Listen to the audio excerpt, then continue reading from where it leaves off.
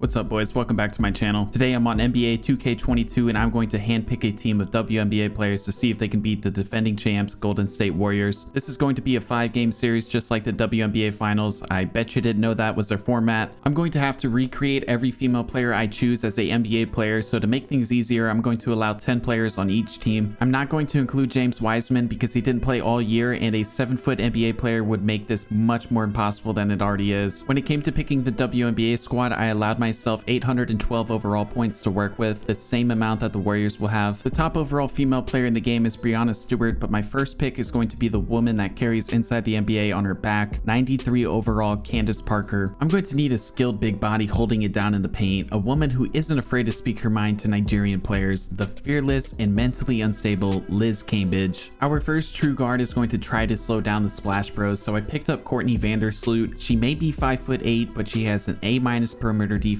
and a pretty cool name, so that's good enough for me. From here, I was looking for lower overall players with a ridiculous badge count, which led me to Diana Taurasi. She has 33 badges, but more importantly, she was in Space Jam 2. After rummaging through the trash bins of the sub-80 WNBA players, I went back to the top and picked up Elena Delle Donne. She's a 92 overall, 6'5" power forward with an A 3-point rating. I'm halfway through and I've used 450 of my 812 points, so I was forced into adding this thing onto my team. I had another solid pickup in Tierra McCowan. She's an absolute unit, standing at 6'7", 239 pounds. And for my last 3 players, I got 77 overall Glory Johnson, the lowest overall real female player in the game, who is going to be shouting from the end of the bench. And this left me with the 65 overall Christine Thornton. It took me about 4 hours to recreate these players, and believe it or not, this is some of my best work when it comes to their appearances. I put them on the Kings and tried changing some of their positions, but it made them much worse. Either way, the CPU did a good job coming up with the rotations, and we're ready to get into these games. The Warriors have the height advantage in every matchup except the center, yet we still lose the tip. Off to a hot start, we take a pull-up jumper and that gets swatted away by Draymond Green. We get a mismatch in the paint and Ellen DeGeneres gets the first points of the game. Cambage is out there looking like Aisha. She abuses Curry and scores 2.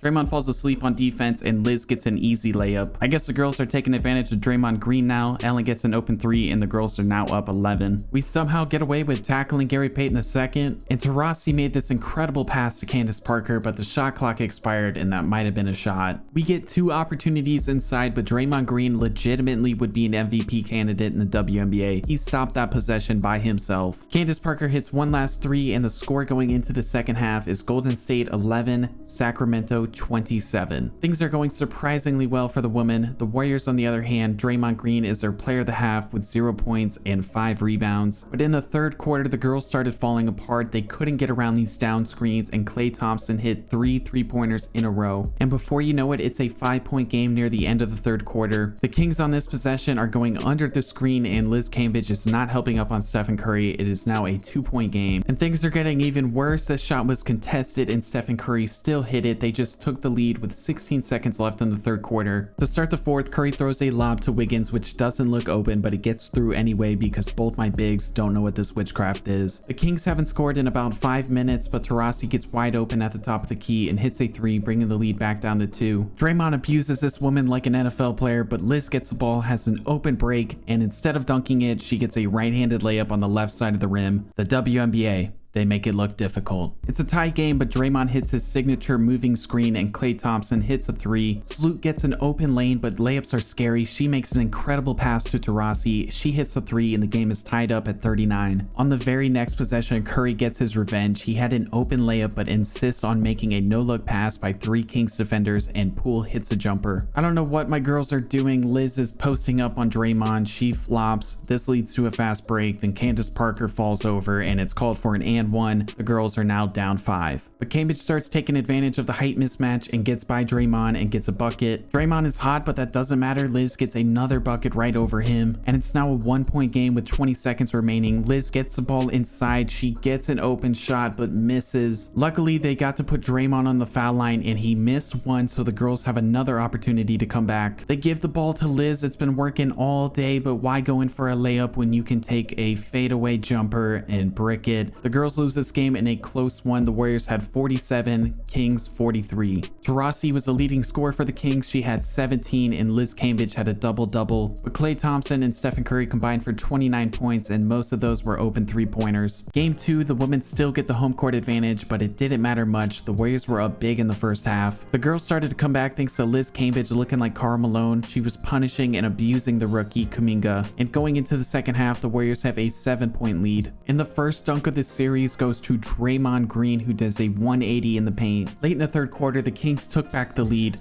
Liz stepped up big time in this one. She was even making contested layups. We got some questionable calls in the fourth quarter. The worst player on my team drew a charge on Stephen Curry. It's a 2-point game with 2 minutes left, but Taurasi hits the 3 and gets fouled. That's a 4-point play that put the Kings up 6. The Warriors were making a run with a minute left, but Andrew Wiggins got called for an illegal screen. And from here, Liz started dominating Draymond in the paint. Game 2 is a wrap. The series is tied 1-1. Liz had her second straight double-double. She had 16 points and 10 rebounds. No one had a great performance from the Warriors. Klay and Stephen combined for 4 for 27 shooting. Game 3 and the Warriors now have the home court advantage and they just had a wake-up call. They traded buckets at first, but the Warriors would not cool off. They just continued to set 2 or 3 screens for Curry or Klay and hitting wide open threes. Wiggins capped off the half with a big dunk, and currently Klay Thompson is single-handedly outscoring the entire Kings team. It got to the point that Curry was too busy celebrating to get back on defense. Draymond was snatch blocking my bigs, and some of the women were so startled that they panicked and started protesting in the middle of the game. This one was ugly. The Warriors won in a blowout 28-54. Klay almost outscored them with 25 points and Curry had 17 points, 8 rebounds and 8 assists. Game 4 and the Warriors straight out of the block set a down screen. My women just don't know how to get around these screens and Klay hits a 3. And you'll never believe it, the exact same play happened and the exact same result. And now we're not guarding Curry at the 3-point line. He hits that 3 and the Warriors are up 11. Even Kuminga started dominating my girls. He hit a 3, then was guarding Elena in the post, stopped her, and then she went up back again and he blocked that with his head. Draymond just blocked a shot off the glass and Klay is still getting wide open threes. It is a 17-point game late into the second quarter. I've seen enough. I'm going to take the controls of this game. This one is going to be a blowout if I don't help them. I immediately made some adjustments. I put Taurasi at the point guard, Elena at the shooting guard, Candace at the small forward,